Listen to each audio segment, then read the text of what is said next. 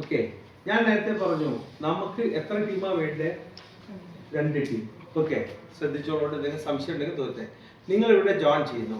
Join ചെയ്യുന്ന സമയത്ത് നിങ്ങൾക്ക് കമ്പനി തരുന്ന പേരെന്താ? ഡിസ്ട്രിബ്യൂട്ടർ. നിങ്ങളെ സംബന്ധിച്ചിടത്തോളം എ ടീം, ബി ടീം എന്ന് പറഞ്ഞ് 2 ടീം ഉണ്ടായിരിക്കും. ഓക്കെ, എ ടീമിൽ 10,000 BVയും ബി ടീമിൽ 10,000 BVയും നിങ്ങൾ എപ്പോൾ കംപ്ലീറ്റ് ചെയ്യുന്നു ആ സമയത്ത് നിങ്ങൾ ഡിസ്ട്രിബ്യൂട്ടറിന് ആരാവും? സ്റ്റാർട്ടർ. ഓക്കെ, അത് കഴിഞ്ഞ് 30,000 BV എ ടീമിലും 30,000 BV ബി ടീമിലും കഴിയുമ്പോൾ കംപ്ലീറ്റ് ആകുമ്പോൾ നിങ്ങൾ അച്ചീവർ എന്ന് പറയുന്ന റാങ്കിലേക്ക് പ്രൊമോഷൻ ആവും. ഓക്കെ, അത് കഴിഞ്ഞാൽ 60,000 BV എ ടീമിലും 60,000 BV ബി ടീമിലും വരുമ്പോൾ മോട്ടിവേറ്റർ. നീ ആ റാങ്കിന്റെ പേര് എഴുതുന്നില്ല.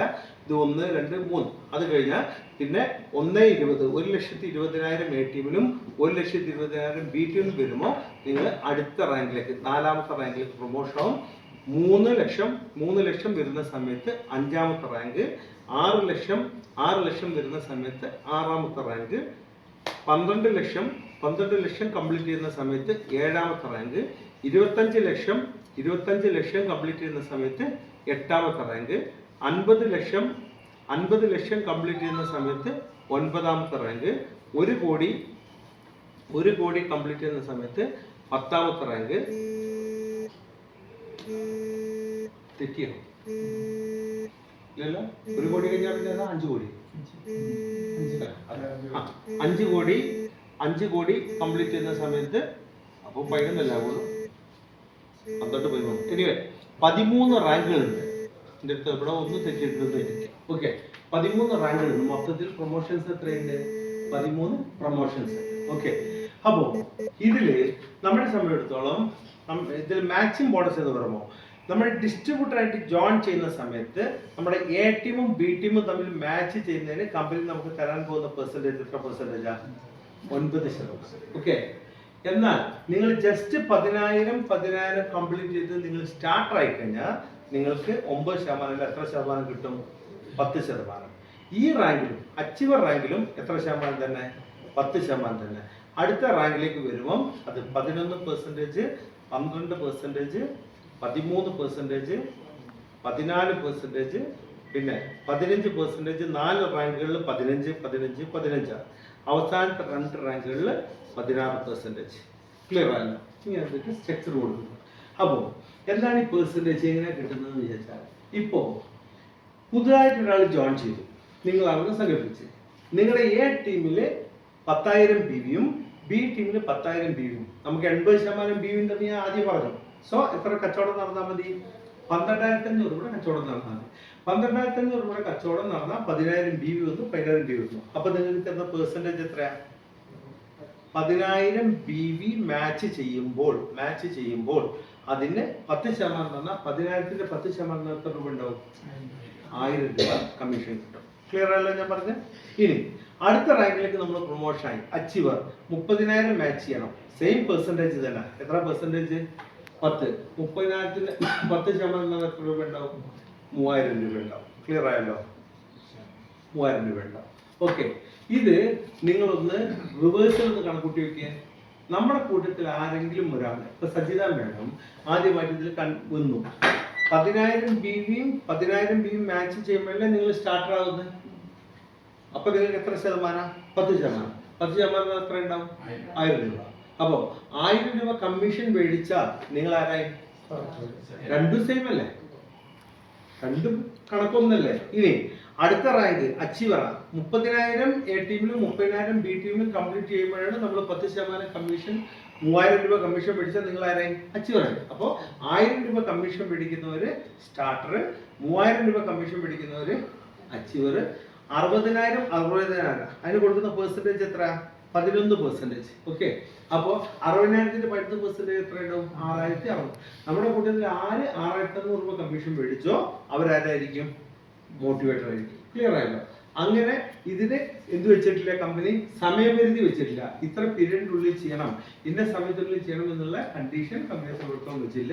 എപ്പോഴാണോ നിങ്ങളെ സംബന്ധിച്ചോളം ബിസിനസ് വരുന്നത് ആ ബിസിനസ് വരുന്ന സമയത്ത് കിട്ടും. എന്നിട്ട് ഇതില് 13ാമത്തെ റാങ്കിലേക്ക് കമ്പനി എത്തുന്ന സമയത്ത് 25 കോടി എ ടീമിലും 25 കോടി ബി ടീമിലും കംപ്ലീറ്റ് ചെയ്യുന്ന സമയത്താണ് ആരെത്തുന്നത്, അതിന്റെ 13ാമത്തെ റാങ്കിൽ എത്തുന്നത്. ഓക്കെ, 13ാമത്തെ റാങ്കിൽ എത്തുന്ന വ്യക്തിക്ക് കമ്പനി കൊടുക്കുന്ന കമ്മീഷന്റെ പെർസെന്റേജ് എത്രയാ?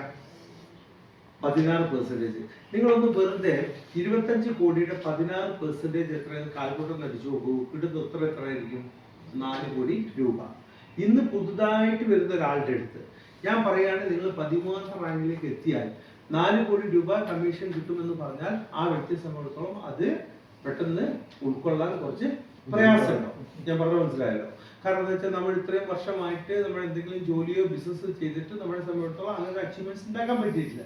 അപ്പോൾ പുതുതായിട്ട് വരുന്ന ഡിസ്ട്രിബ്യൂട്ടർ എടുത്ത് നിങ്ങൾ ഇതിലത്തെ 13ാമത്തെ റാങ്കിൽ എത്തിക്കഴിഞ്ഞാൽ നിങ്ങൾക്ക് 25 കോടിയുടെ 16% 4 കോടി രൂപ കിട്ടുന്ന അയാൾക്ക് ഉൾക്കൊള്ളാൻ പ്രയാസമില്ല. എന്നാ ഇപ്പോ നിങ്ങളുടെ അമ്മ ഇപ്പൊ ഏത് റാങ്കിൽ എത്തിയിട്ടുണ്ട്?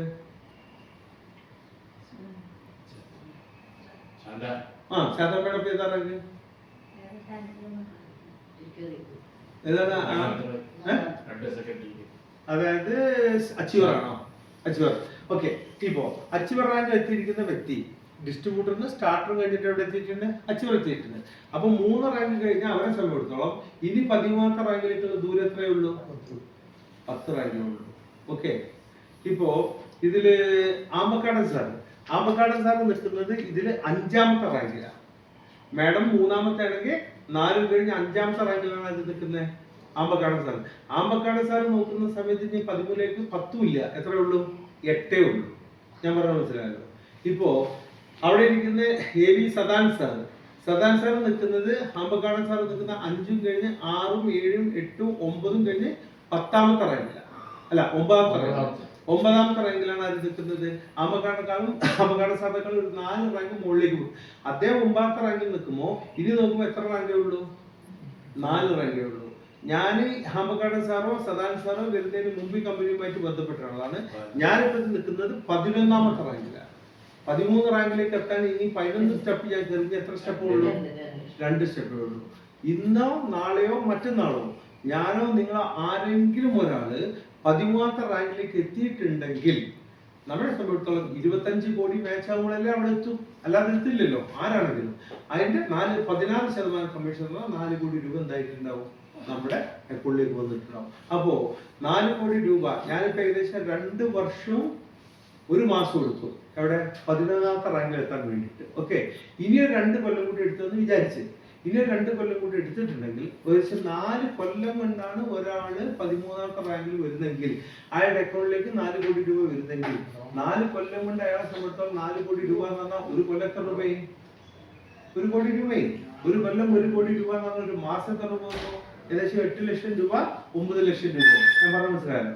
അപ്പോ നമ്മളെ സംബന്ധിച്ചിടത്തോളം ഇത്തരം ഒരു പ്രസ്ഥാനത്തിൽ വിജയിക്കണമെങ്കിൽ ആദ്യമായിട്ട് നമ്മൾ വേണ്ടത് എന്താ വെച്ചാൽ നമ്മൾ ഇങ്ങനെ ഒരു കമ്പനിയിലാണ് നിൽക്കുന്നത് എന്നുള്ള ഒരു ഉത്തമ ബോധ്യം നമുക്ക് ഉണ്ടാവുക. സ്വാഭാവികമായിട്ടും നമ്മുടെ മൈൻഡ് സെറ്റ് ഇന്ന് ഏതൊരു ബിസിനസ് ചെയ്യുന്നത് പോലെ തന്നെയും ഇതൊരു 100% ബിസിനസ് ആണെന്നുള്ളൊരു കാഴ്ചപ്പാട് നമുക്ക് ഉണ്ടാവുക. ആ കാഴ്ചപ്പാടനുസരിച്ചിട്ട് നമ്മൾ പരിശ്രമിക്കാൻ നമ്മൾ എന്ത് ചെയ്യുക? ശ്രമിക്കുക. ഇത് ഒരു ഒറ്റയ്ക്കുള്ള ഒരു പ്രവർത്തനമല്ല. ഇപ്പൊ ഒരു ഉദാഹരണം നിങ്ങൾ നോക്കിക്കോളൂ. ഇപ്പൊ ശാന്ത മേഡത്തെ സമയത്തോളം എല്ലാ കഴിവും ഇപ്പൊ എല്ലാവർക്കും ഉണ്ടാവില്ലല്ലോ. ശാന്ത മേഡത്തിന്റെ കഴിവ് എന്തായിരിക്കും? ലിമിറ്റഡ് ആയിരിക്കും. ഓക്കെ, പക്ഷെ ശാന്ത മേഡത്തിനെ സപ്പോർട്ട് ചെയ്യാനായിട്ട് ആമ്പക്കാടൻ സാറോ സുനിൽ സാറോ ഞാനൊക്കെ ഉണ്ട്. ഞാൻ പറഞ്ഞ മനസ്സിലായല്ലോ. അപ്പോൾ ഇതിൽ വരുന്ന ഓരോ വ്യക്തിയെ സംബന്ധിച്ചിടത്തോളം നമ്മുടെ ഒരു ഞാനിപ്പോ ശാന്ത മേഡത്തിനെ സപ്പോർട്ട് ചെയ്യുക എന്ന് പറഞ്ഞിട്ടുണ്ടെങ്കിൽ എനിക്ക് ശാന്ത മേഡത്തിനുള്ള പ്രത്യേക മമത കൊണ്ടല്ല ചെയ്യുന്നത്. ശാന്ത മേഡം ബിസിനസ് നോക്കുമ്പോൾ അതിൽ നിന്ന് ചെറിയ പെർസെന്റേജ് ആർക്കും കിട്ടുന്നുണ്ട്, എനിക്കും കിട്ടുന്നുണ്ട്. എന്റെയും ബിസിനസ് ആണ്. ഞാൻ പറഞ്ഞ മനസ്സിലായോ? അപ്പോൾ ഒരു കൂട്ടായ പരിശ്രമം നമ്മൾ എല്ലാവരും കൂടി നടത്തിയ നല്ല രൂപത്തിലേക്ക് മറ്റേതൊരു മേഖലയെക്കാളും നമുക്കൊരു അച്ചീവ്മെന്റ്സ് ഉണ്ടാക്കാൻ പറ്റും.